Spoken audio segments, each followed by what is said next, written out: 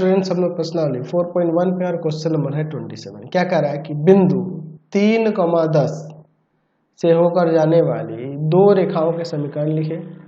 इस बिंदु से होकर और कितनी रेखाएं गुजर सकती हैं। देखिए एक बिंदु दिया है जिसका निर्देशांक है 3,10, तो हम लोग जानते हैं कि एक बिंदु से अनगिनत रेखाएं गुजर सकती हैं। ये हम लोग जानते हैं कि एक बिंदु से कितनी अनगिनत रेखाएं हम लोग ले जा सकते हैं। तो हमें कोई भी दो रेखाओं का समीकरण यहाँ पर लिख देना है, कोई भी जो इस बिंदु से होकर जाए। तो देखिए इस बिंदु से होकर जाए यानी कि इसको सेटिस्फाई करेगा, ये उसका हल होगा, ये बिंदु उस समीकरण का हल होगा। तो ऐसे हमें समीकरण लिखने होंगे जिसका हल 3,10 एक होगा, है ना जी। तो अगर मैं इन दोनों के योग की बात करूं x और y के, तो 13 दिख रहा है, तो एक ये समीकरण मिल जाएगा। अब दोनों का अंतर देख लो, यहाँ पर -7 अंतर आएगा, तो ये दोनों समीकरण को संतुष्ट नहीं करेगा।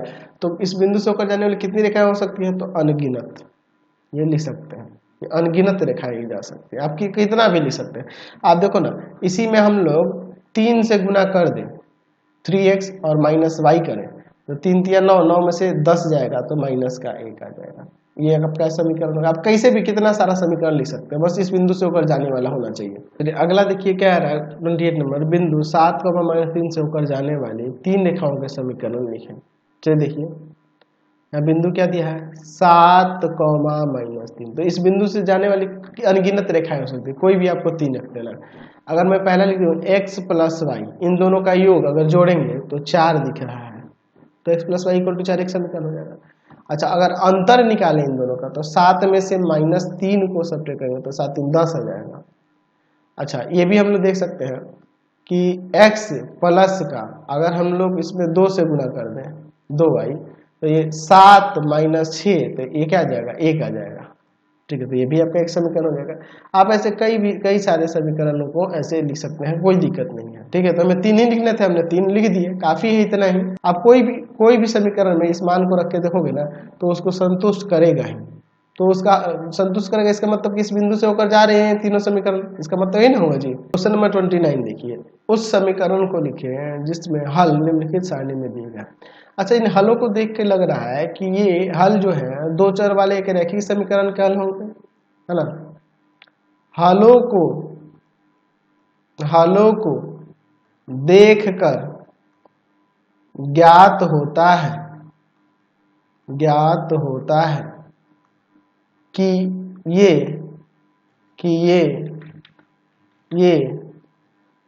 किसी दो चरों वाले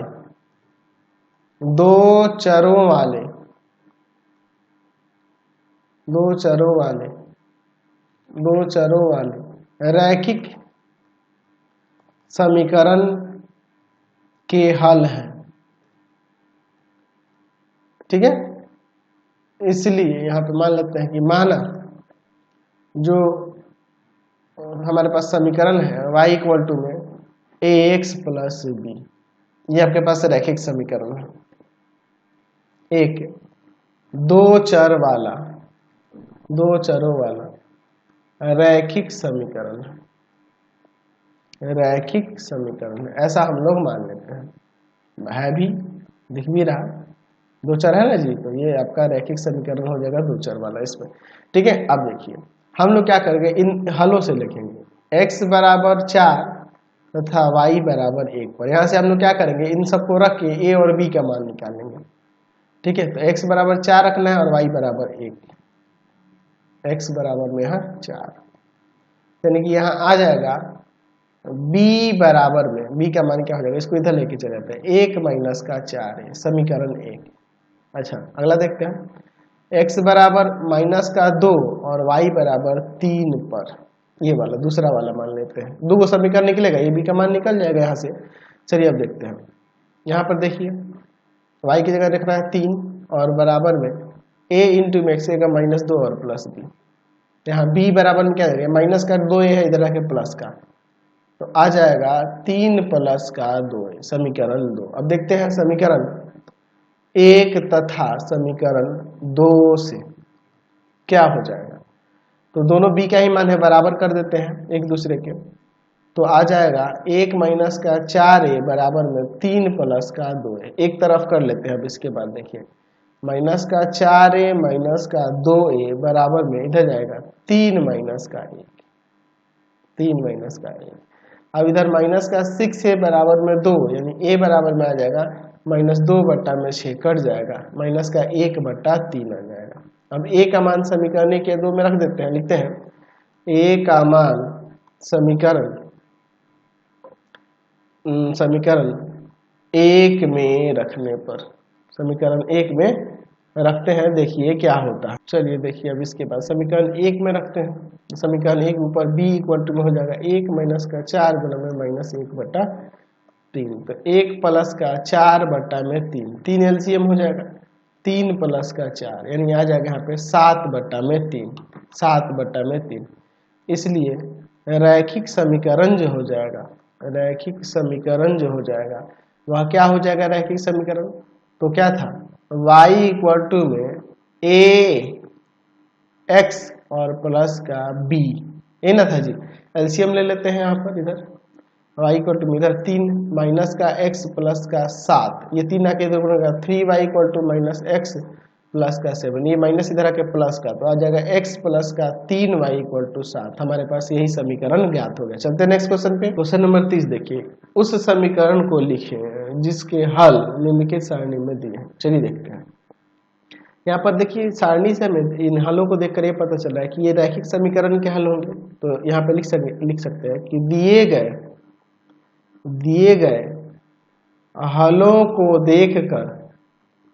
को देखकर यह ज्ञात होता है कि ये किसी रैखिक समीकरण दो चर वाले, ये किसी दो चर वाले रैखिक समीकरण, ऐसे लिख देते हैं, ये किसी दो चर वाले रैखिक समीकरण के हल हैं, दो चरों वाले रैखिक समीकरण के हल है। ठीक है, इसलिए हम लोग यहाँ पे मान लेते हैं कि y इक्वल टू में है ax प्लस b एक दो चरों वाला रैखिक समीकरण है, तो अब जो ये हल दिया इसी के अनुसार चलते हैं। x बराबर 2 तथा y बराबर -5 पर देखिए क्या हो जाएगा। y की जगह -5, a गुना x की जगह पे 2 और प्लस का b, तो यहाँ से देखो b बराबर में आ जाएगा -5 माइनस का 2a, समीकरण 1 ले लेते हैं। अब देखते हैं x बराबर 4 और y बराबर -1 पर, यहाँ से देखिए x बराबर 4 और y बराबर -1 पर, देखिए क्या हो जाता है।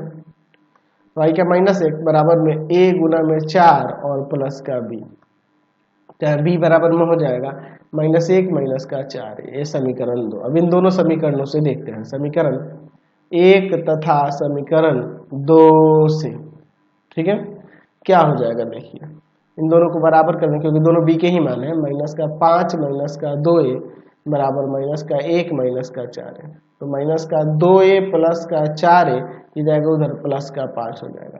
यहाँ पे 2a आ जाएगा और इधर में 6 ये जाएगा भाग में, सॉरी इधर 4 ना होगा, ये जाएगा भाग में, तो a का मान आ जाएगा 4/2 कट के 2 आ जाएगा।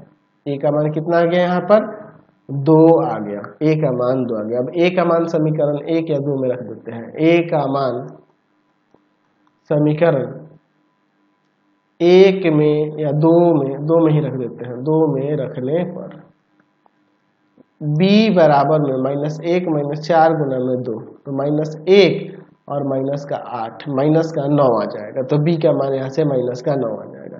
इसलिए रैखिक समीकरण जो है, रैखिक समीकरण और क्या लगेगा y इक्वल टू में ax यानी कि 2x और प्लस b यानी -9।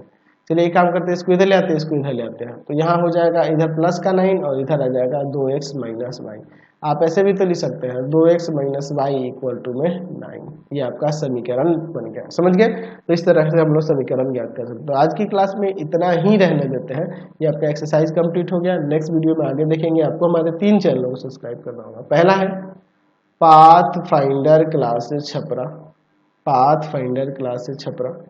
दूसरा है आपके पास भारती भवन रविकांत सर, भारती भवन रविकांत सर, रविकांत सर। और तीसरा चैनल है Ravikant sir, Ravikant sir R D Sharma solution, R D Sharma solution. तीनों चैनल को सब्सक्राइब कर लेंगे। इससे रिलेटेड वीडियो के लिए सीधे डिस्क्रिप्शन में जाएंगे। इससे रिलेटेड नोट्स के लिए गूगल पे जाकर सर्च करेंगे www.ravikantsir.in और यहाँ जाकर आप सभी क्लासेस के नोट्स उनके पीडीएफ को डाउनलोड कर सकते हैं, पढ़ सकते हैं। इंस्टाग्राम और फेसबुक पर जाकर पाथफाइंडर क्लासेस छपरा को लाइक एंड फॉलो करना नहीं भूलेंगे। Thanks for watching the video. Comment करके जरूर बताया करें कि हमारे चैनल्स के वीडियोज आप सभी को कैसे लगते हैं। Thanks for watching.